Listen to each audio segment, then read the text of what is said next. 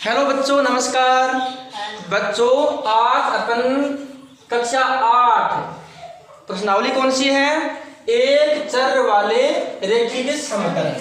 एक चर वाले रेखीय समीकरण। अपन किसका अध्ययन करेंगे भी?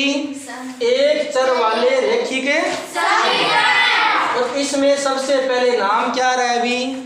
चर। क्या नाम आ रहा है? चर। और चर किसे कहते हैं? चर अब चर नाम आ गया तो अपन दो बात करते हैं अभी, अचर और चर। अचर किसे कहेंगे और चर किसे कहेंगे? कभी नाम सुना है आपने? चर या अचर? अरे छठी या 7वीं क्लास में नहीं पढ़ा आपने? नहीं सर। चर या अचर नहीं पढ़ा? नहीं सर। अरे जैसे मैं बात करता हूँ 2 + 2 -3 + 4, ये भी क्या है? अचर। इसमें देखो जोड़ बाकी दोनों है ना, इसमें 2 + 2 -3 + 4, तो इसमें सभी संख्या है ना। तो संख्याओं को अपन क्या बोलते हैं? अचर राशि बोलते हैं। क्या बोलते हैं? और इसमें मैं ऐसे कर दूं, कैसे कर दूं? 2x + 2x - 3x + 4x। कैसे कर दिया मैंने? ऐसे कर दिया। अब देखो इसमें संख्याएं भी हैं और साथ में क्या है? x भी दिए हुए ना। अब x की जगह भी y भी हो सकता है, a भी हो सकता है, और क्या हो सकती है? b भी हो सकता है। तो इसमें दो संख्याएं आ गई ना, एक तो जो ABCD वाली आ गई और एक क्या आ गई? संख्याएं आ गई। जो गणितीय संख्या है ना, 2 है, 3 है, 4 है, इन्हें अपन क्या बोलते हैं? अचर बोलते हैं। अरे अचर बोलते हैं भी। क्या बोलते हैं? अचर बोलते हैं। और जो ABCD वाली जो संख्या है ना, उन्हें हम क्या बोलते हैं? चर राशि बोलते हैं। क्या बोलते हैं? अभी जो चर और क्या अचर, चर और अचर राशि है ना, ये दोनों मिलके क्या बनाएगी? क्या बनासी भी? समीकरण कौन ही बनावा बेटा? अरे व्यंजक बनासी। क्या बनासी? और जो धारे सामने यू है ना, क्या है? यू है ना, 2x + 2x - 3x + 4x है। यो क्या भी एक व्यंजक है। क्या है भी? व्यंजक। और कौन सा व्यंजक है? ये बीजीय व्यंजक है। क्या है? बीजीय व्यंजक। और बीजीय व्यंजक क्या लिखा छापा? क्या लिखा छा? कि ऐसा व्यंजक जो चर और अचर राशि दोनों से मिलके बना होता है, उसे क्या बोलेंगे? बीजीय व्यंजक बोलेंगे। क्या बोलेंगे? बीजीय व्यंजक। अभी जो मैंने आपको बताया कि चर और अचर राशि, जैसे 2x मान लिया, 3x मान लिया, -5x मान लिया, इसमें चर राशि भी है और अचर राशि भी है। दोनों राशि है ना। और आप इन के बोलो बीजीय व्यंजक बोलो। क्या बोला भी? ये ओनली बीजीय व्यंजक है और इसके बराबर लगा दूं मैं। क्या लगा दूं भी? बराबर में कुछ भी लिख दूं, 0 लिख दूं, 10 लिख दूं, या कुछ भी लिख दूं, तो ये क्या बन जाएगा भी? बिल्कुल सही। क्या बन जाएगा भी? ये समीकरण बन गया। और समीकरण कब बोलेंगे? यदि कोई भी बीजीय व्यंजक में, यदि व्यंजक में यदि बराबर का चिन्ह लग जाए। किसका चिन्ह लग जाए? बराबर का। तो वो क्या बन जाएगी भी? समीकरण। तो आके है एक समीकरण है। समीकरण क्यों बनी? ये मैंने बराबर को क्या लागो? चिन्ह लागो। अब बराबर का चिन्ह आप और क्या बोला भी? समता का चिन्ह भी बोलते हैं। समता का चिन्ह भी बोलते हैं। और समता का अर्थ क्या है भी? बराबर है, समान है, समान। जैसे मैंने यहाँ लिखा ना, यहाँ क्या लिखा? ये जो व्यंजक है ना, 2x + 3x - 5x है और बराबर 10 लिखा ना, तो इनको मतलब क्या है? बराबर का चिन्ह इन और इन, यानी दाईं तरफ है और बाईं तरफ जो राशि है ना, जो व्यंजक है, वो दोनों के ही भी बराबर ही, के भी बराबर या समान ही। तो समीकरण किसको बोलेंगे अपने? कोई भी बीजीय व्यंजक है उसके अंदर यदि बराबर को चिन्ह लागो और समता का चिन्ह लग गया ना, ये वो क्या बन जाएगी? समीकरण। और अपन पढ़ेंगे क्या? एक चर वाले रैखिक समीकरण है। अब इसमें देखो अचर तो क्या है? 2 3 5 है और चर क्या है? x x x है। एक ही चर है ना? अरे एक ही चर तो है। एक चर वाले रैखिक समीकरण पढ़ रहे हैं। ये तो क्या है अभी? एक चर वाला रैखिक समीकरण है। अपन आगे पढ़ेंगे 9th क्लास में, क्या पढ़ेंगे? दो चर वाले रैखिक समीकरण है। वो कैसा होगा? वो कैसा होगा? ऐसा होगा 2x + 3y - 5x बराबर है 0 मान लिया ना। इसमें देखो चर कितना आ गया अभी ना बेटा, लग जाएगी ये ना करे बेटा, समझ ले, समझेगा तो समझेगा, है ना। देखो अरे देखो सुन लो रे ना, देख लो 2x + 3y, इन कितना चर आ गया? 2 चर आ गया ना। एक चर तो x है और एक चर के भी y, 2 चर आ गया ना। आ समीकरण है ना, आ समीकरण तो है एक चर वाली समीकरण है और आ समीकरण कौन सी आ गई? 2 चर वाली। ऐसे 3 चर वाली समीकरण भी होती है, जैसे कैसे? 2x + 3y - 5z। यहाँ ना हंसो बेटा, काल जुबारा जैसी यहाँ हंसो छोटे, मैं तुम्हें बोल दियो ना, यहाँ कभी खुल गया हंसो तो खुल गया, यहाँ ना हंसो माइल वर्ड में 12 जा यहाँ ना हंसो बेटा, आंसू तो आना चाहिए, यहाँ आंसू चाहिए जी, आंसू आ जा, इतना ना आंसू का माइल वर्ड में 12 जा, है ना ना बेटा, हंसना है ना, समझ ले, है ना। अब ईसा कपड़ा उठो, ईसा कपड़ा उठो को नहीं पहनना बेटा, समझ लो ना। तो एक रैखिक वाली समीकरण बेटा, आवाज मत करो रे। एक रैखिक, ये एक चर वाली समीकरण, 2 चर वाली समीकरण, 3 चर वाली समीकरण। आप तो एक चर वाली समीकरण ही पढ़ सा, 2 वाली आप क्यों पढ़ा? आपने 8 एक चर वाली समीकरण है ना, ये खातर आप एक चर वाली समीकरण की बात। अब ये समीकरण का लक्षण क्या हुआ है कि आप समीकरण कैसे आकीन है ना। तो समीकरण का लक्षण है क्या, विशेषता की हुए है। पहली विशेषता क्या होती है कि समीकरण में क्या होता है अभी? बराबर का या समता का चिन्ह होता है। समता का चिन्ह होना अति आवश्यक है। क्या है? समता का चिन्ह होना अति आवश्यक है। और दूसरी बात कह रहा हूं, दूसरा क्या होना चाहिए कि जो समीकरण में समता या बराबर का चिन्ह है ना, तो उसका मतलब है, मतलब या मतलब है कि उस बराबर के चिन्ह के इधर वाले और इधर वाले जो व्यंजक है ना, उन दोनों का मान क्या होगा? समान होगा, बराबर होगा। यानी समीकरण का जो इधर वाला भाग है ना, इसे क्या बोलेंगे भी? दाया, दाया बोलेंगे। इधर को क्या बोलेंगे? बाया। तो एक समीकरण है, उसमें इधर वाला दाया भाग और बाया भाग क्या होगा भी? बराबर होगा। उसे ही हम संतुलित समीकरण कहेंगे। यदि मान बराबर नहीं होगा तो उसे क्या बोलेंगे? असंतुलित समीकरण बोलेंगे। ठीक है, ये बात है। ठीक है, तो ये समीकरण की बात है।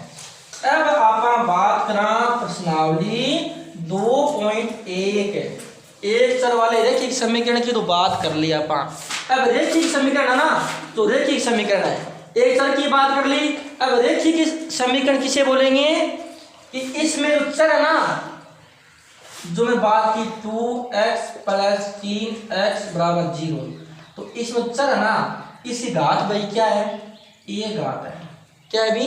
एक घात है। तो जिस समीकरण में चर की घात क्या होगी भी? 1 होगी ना, उसे अपन क्या बोलेंगे? रैखिक समीकरण बोलेंगे। क्या बोलेंगे? रैखिक समीकरण। ठीक है, तो अपन एक चर वाले रैखिक समीकरण की बात करेंगे। ठीक है, अब देखो आपको पहलो सवाल देखो, अभी पहलो सवाल है देखो, और पहलो सवाल क्या है पहला सवाल है कि निम्न समीकरण को हल कीजिए। निम्न समीकरण को हल कीजिए। और पहला सवाल क्या है थारो ऊपर ना पड़ जाइए भाई रे। पहला सवाल क्या है, x माइनस 2 बराबर 7 इन अपन हल करना है। क्या करना है अभी? हल करना है। समझ में आ रही है? इन अपन हल करने है, यानी अपन x को मान निकालना है। x को मान निकालना है। और मैं थाने अभी यहाँ बताया हूँ कि जिसमें बराबर का चिन्ह होता है ना, वो क्या होती है? समीकरण। और इसमें देखो समीकरण है ना ये, क्योंकि समता का चिन्ह है ना। और इसमें x की घात भी क्या है? 1 है। तो ये एक चर वाला रेखीय समीकरण है, इसको अपने को हल करना है। और समीकरण में और क्या बात बताई मैंने कि समता के इधर और इधर मान क्या होता है? बराबर होता है। अब x की जगह अपन क्या मान रखें कि इसका मान 7 हो जाए। क्या हो जाए? 7। तो अपन मान रखेंगे नहीं, सीधा भी कर सकते हैं कि x की जगह अपन 10 रखने हैं तो 10 नहीं, x माइनस 2 है क्या? हाँ, अपन x की क्या रखने भी? 9 रखने। 9 माइनस 2 बराबर 7, 9 माइनस 2 7 बराबर 7। ऐसे भी कर सकते हैं। कैसे कर सकते हैं? ऐसे। लेकिन अपने को तरीके से करना है। क्या करना है अभी? तरीके से कह रहे ना है। x का मान निकालने के लिए अपन क्या करेंगे भी? x माइनस 2 बराबर क्या है? 7 है। ठीक है। अब यहाँ एक बात समझो आप कि कोई समीकरण है, उसमें क्या होगा? बराबर का चिन्ह होगा ना। अब इधर कोई संख्या प्लस में भी होगी, कोई संख्या माइनस में भी होगी, कोई संख्या गुणा में होगी, और कोई संख्या क्या होगी? भाग में होगी। और ऐसे ही क्या होगा? इधर होगा कि कोई संख्या प्लस में होगी, माइनस में होगी, गुणा में होगी, भाग होगी। तो आप क्या कर श्याम, कभी यदि कोई संख्या पूरा प्लस में है, अभी संख्या ना आप आगे ले जाऊंगा ना, तो वो किसकी हो जाएगी? माइनस की। यानी प्लस वाली तो हो जाएगी माइनस की, और माइनस वाली किसकी हो जाएगी? और जो गुणा में है वो किस में चली जाएगी? भाग में। और जो भाग में है वो किस में हो जाएगी? यह बात हमें अच्छी तरह दिमाग में बिठा लो। और जब थाना जरूरत पड़ा ना, जब पूरा उठा के पूरा रख दी, है ना। यह बात है। क्या बात है अभी? एक बात तो याद समझ लो, ठीक है। अब आपको ऐसी समीकरण में मिलेगी जिसमें इधर चर है, ये चर है ना, और इधर अचर है। इधर अचर नहीं है ना, तो भी चर को चर के पास में ले जाओ और अचर को अचर के पास में ले जाओ। अब इधर भी ओनली अचर है ना, चर नहीं है ना, इधर चर है और अचर है। अब अचर को ना भी यहाँ पे -2 है। अब इस अचर को इसके पास में ले जाओ, यानी इसको उठा के इधर ले जाएंगे ना, इसे क्या बोलते हैं अभी? पक्षांतरण बोलते हैं। क्या बोलते हैं? तो समीकरण का पक्षांतरण करने पर करेंगे ना, तो देखो यहाँ x अचर है, इसके साथ में चर क्या है? -2। इसको अपन आगे ले जाएंगे तो किसका हो जाएगा अभी? ये x बराबर 7 और ये किसका हो गया अभी? प्लस 9। x बराबर 7 और 2 क्या हो गया? 9। अब x का मान क्या आ गया अभी? यहाँ पे 9 आ गया। यहाँ 9 रखेंगे ना तो दोनों बराबर हो जाएंगे ना। ये देखो x का मान रखो अभी 9 -2 बराबर 7, 7 बराबर 7। हल हो गया समीकरण का। तो आपन ऐसे हल करना है। कैसे करना है? ऐसे हल करना है। और दो चीजों का ध्यान रखना है कि चर और अचर व्यंजन जो है ना संख्या, उसका अपन पक्षांतरण कर देंगे। चर को चर के पास में ले जाएंगे और अचर को अचर के पास में ले जाएंगे, है ना। इस तरीके से हल करना है।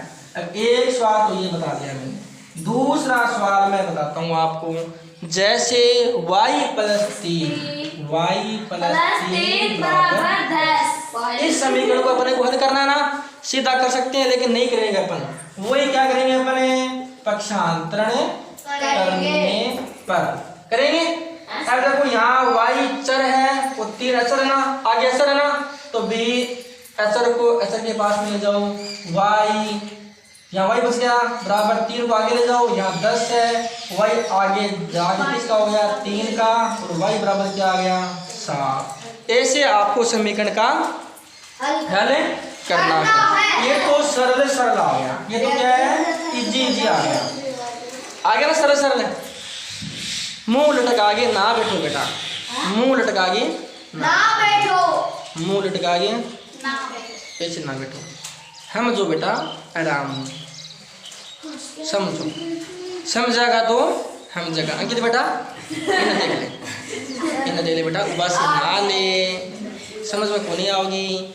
अब देखो प्रश्न नंबर 4 है ना अपना, तो प्रश्न नंबर 4 क्या है भी 3/7 प्लस x बराबर 17/7। ये समीकरण है, इसको अपने को क्या करना है भी हल करना है। क्या करना है हल करना है। पहले वाली समीकरण थी ना वो तो सिंपल सिंपल थी, अब देखो ऐसी आ गई परिमेय संख्या वाली समीकरण आ गई। परिमेय संख्या देखो 3/7 परिमेय ना और 17/7 परिमेय ना, और पहली प्रश्नावली में हमने परिमेय संख्याओं के बारे में पढ़ लिया ना कि परिमेय संख्याओं का जोड़ बाकी गुणा भाग कैसे करते हैं। बेटा मान जा बेटा, समझ ले है ना। तो 3/7 क्या है परिमेय संख्या है ना, और पहली प्रश्नावली में हमने पढ़ लिया परिमेय संख्याओं का जोड़ बाकी गुणा कैसे करते हैं। कितने स्टेप थे कि पहले लघुत्तम लेंगे, ऐसे लेंगे वैसे लेंगे, था ना।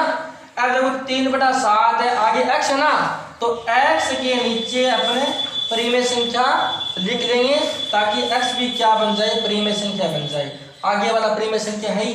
अब 3/7 प्लस x/1 आ गया है ना। इसको हल करेंगे सबसे पहले, तो अपने क्या लेंगे भी लघुत्तम लेंगे, लघुत्तम लेते हैं ही। अब नीचे वाली संख्या को यहाँ उठाओ, ऐसी सारणी बनाओ, इसमें भाग दो, 2 का दो, 3 का दो, 4 का दो, भाग नहीं जा रहा है, भाग किसका जा रहा है 7 का जा रहा है। एक बार गया, एक बार गया, एक का गया, एक जाएगा इसी। तो लघुत्तम क्या गया 7 गुना 1 7, लघुत्तम क्या गया अभी 7 लघुत्तम आ गया ना। अब क्या करना अभी इस 7 में इन संख्याओं के नीचे वाली संख्या का इसमें भाग देना है। जितनी बार भाग जाए उसको उतने से ऊपर वाली संख्या से गुणा कर दो। 7 का भाग दिया, 7 में कितनी बार गया 1 बार, 1 से गुणा कर दो, 3 है कम है 3 प्लस को चिन्ह 1 को भाग 7 में दियो, कितनी बार गए 7 बार जाओ, 1 को भाग 7 बार जाओ, 7 को गुणा कर दियो कितना आ गया 7 x आ गया बराबर क्या है 17/7। ये आगे ने तो ये 3 + 7x/7 बराबर 17/7 है। इसको अपन हल कैसे करेंगे वज्र गुणा करने पर। क्या करेंगे वज्र गुणा क्या होता है, वज्र गुणा क्या होता है ऊपर वाली संख्या को नीचे वाली गुणा और नीचे वाली को, मतलब तिरछा गुणा करना है, तिरछा गुणा करना है। अब इसको इससे गुणा करेंगे ना तो अब 7 का इस पूरी संख्या से गुणा होगा, मतलब 3 + 7x।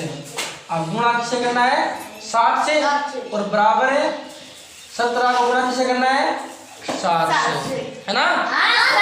पढ़े याद है ना, पढ़े याद है ना। 17 7 कितना होता है अभी हाँ याद कर लो भी, मैं पूछूंगा आपसे 17 7। और मैं पहले देखो ये गुणा करना ना, पहले ये सीखो आप 3 + 7x, इसको गुणा करना है 7 से। अब 7 से गुणा करना है ना तो एक साथ में नहीं करना है, इस 7 को पहले गुणा करो 3 से, फिर गुणा करो 7x से, अब बीच में क्या आएगा प्लस का चिन्ह। अब 7 का 3 से गुणा किया 7 × 21 प्लस को चिन्ह, 7 को 7 से गुणा किया 7 7 7 49x आ गया, और बराबर 17 7 कितने होते भी 17 7 गलत है भी। माया बता बेटा थाना पारा दिया ना याद करना 20 तक, अरे पारा याद करना दिया ना बेटा, पाड़े याद करने पड़ेंगे।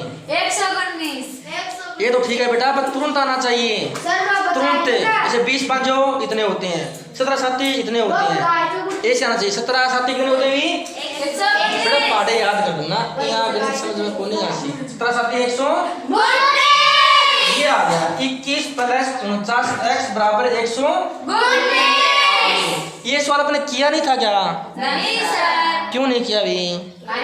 हाँ, अब वो समीकरण बन गई ना। देखो ये क्या है अभी? अचर है, ये क्या है?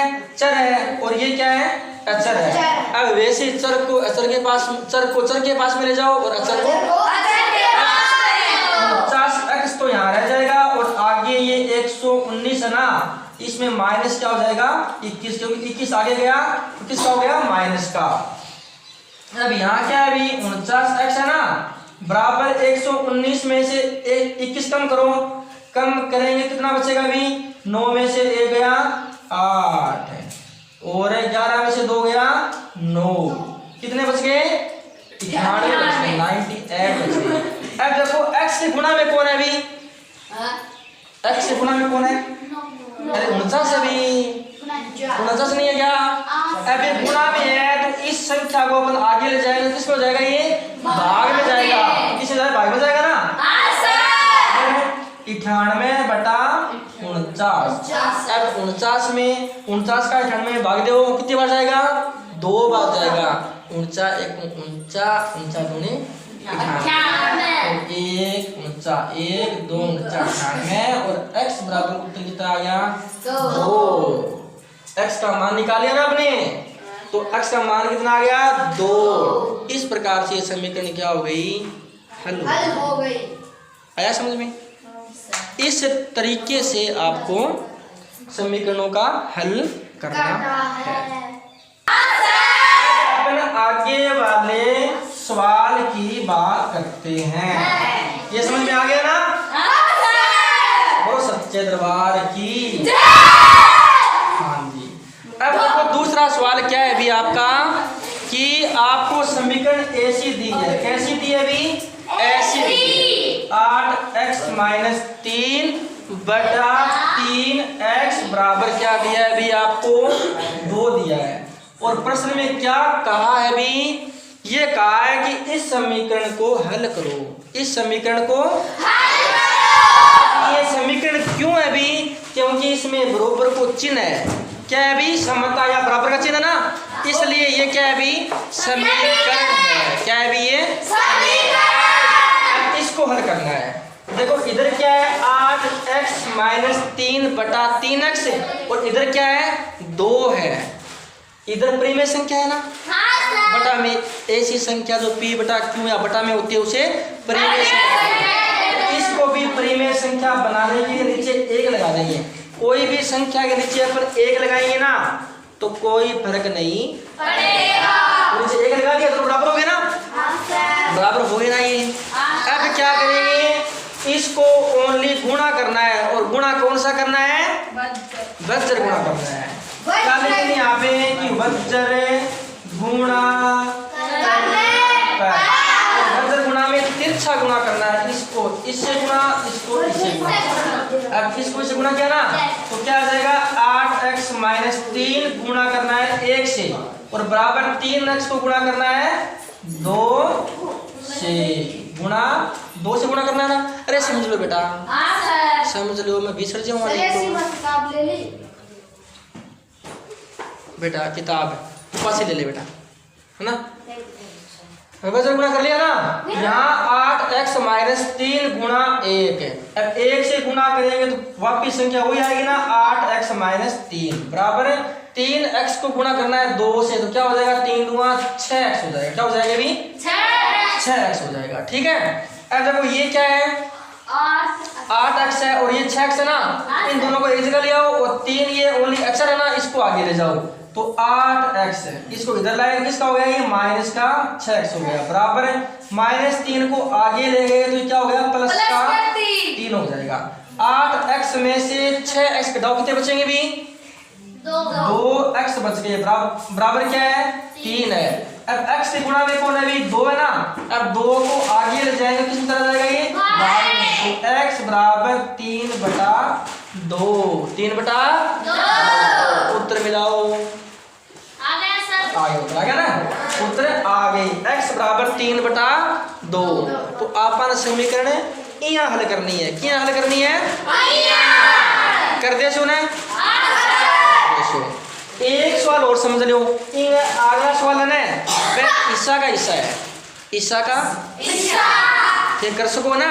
एक सवाल और है वो थोड़ो सो हार्ड दी है ना, वो हार्ड दी है। अब सवाल अपन के दिए हैं। अरे के सवाल दिए सुन लो, के सवाल दिए सुन लो। हैरी और हेरी, हैरी और हेरी की वर्तमान आयु का अनुपात कितनो है अभी? 5:7। जबरा नाम दिया ही, वो नाम क्या दिया ही? हैरी। हैरी और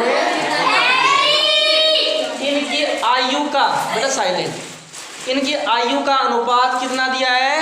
5:7। यानी वर्तमान आयु का अनुपात कितना अनुपात दिया आपने को भी? 5:7। अभी आयु ने दिया अपने को, क्या दिया है अभी? बेटा ये बस्तन टिका ले, छोड़ देने से बेटा इन्हें बस्तन है। हम चले इन्हें ध्यान दे ले बेटा, छोड़ दे बेटा छोड़। ये आयु का अनुपात दिया है, क्या दिया है अभी? आयु नहीं दी है, आयु का अनुपात दिया है।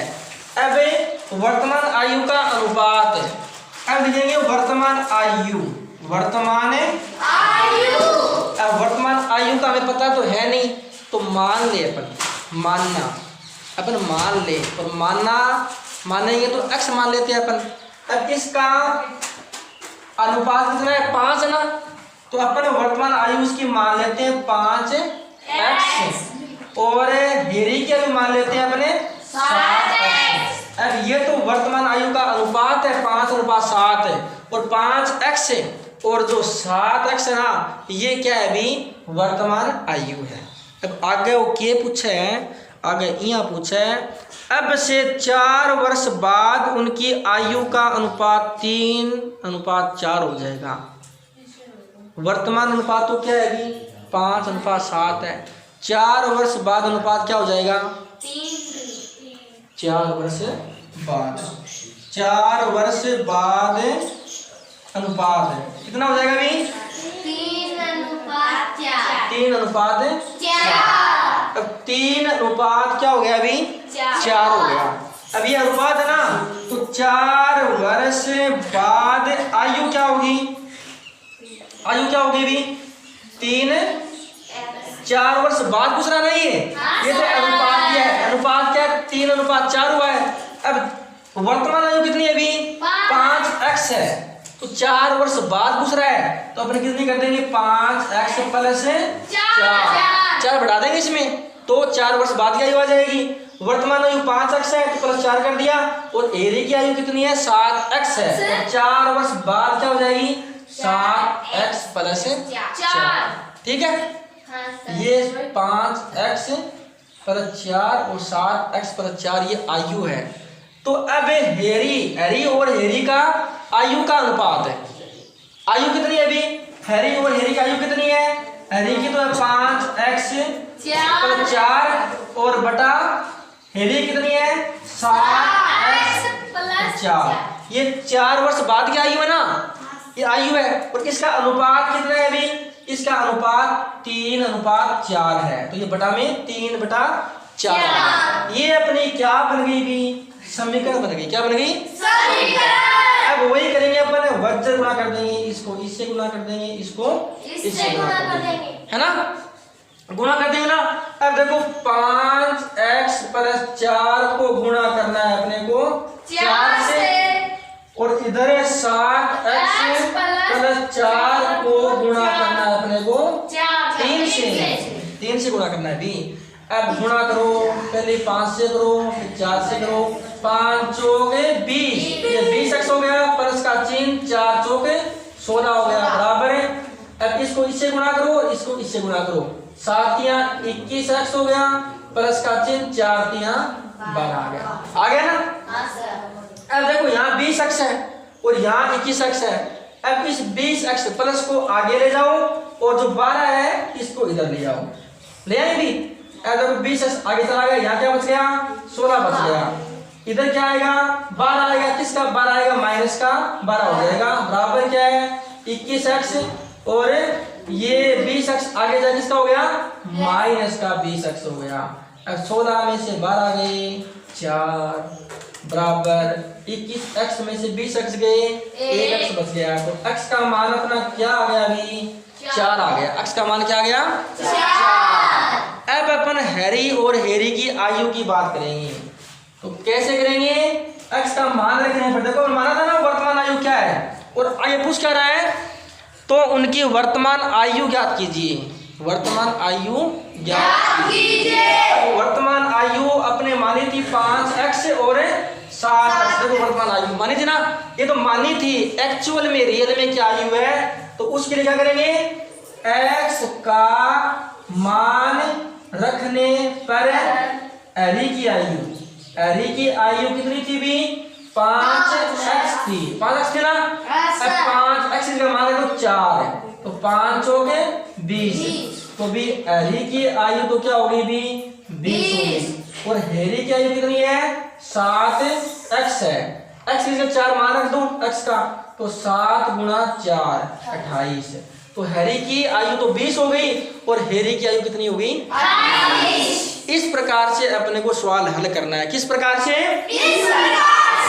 आया समझ में? हाँ तो बेटा यहाँ उदास उदास ना बैठो, कोई तो एकदम यहाँ बैठी है, यहाँ बैठी हुए है, यहाँ ना बैठो बेटा। हंसते मुस्कुराते रहा करो, हंसते मुस्कुराते गणेश रागेश बेटा यहाँ उदास उदास ना रहा करो, है ना। और कहीं मुँह ना देखता रहो थे, अब ए थारा मुँह देखे मस्त रहा करो, हंसते रहा करो ना। हंसते रहोगे तो माइंड फ्रेश रहेगा, दिमाग खराब नहीं होगा, बोर नहीं होगे। नहीं तो बेटा पैसा पानी याद आते हैं और कुछ याद आते नहीं, आप बैठे रहते हैं और फिर ऐसे रहता है कब छुट्टी हो कब घंटों पूरा हुए, घंटों पूरा हुए जब से भाई याद आवे सर पेशाब करके आऊँ सर पानी पी के आऊँ, है ना। तो हंसते रहा करो, जितना मौका मिले हंसने का उतना हंसा करो, ठीक है ना। ये देखो ऐसे वेट करते रहते हैं, ऐसे वेट करते रहते हैं, कब टाइम हो कब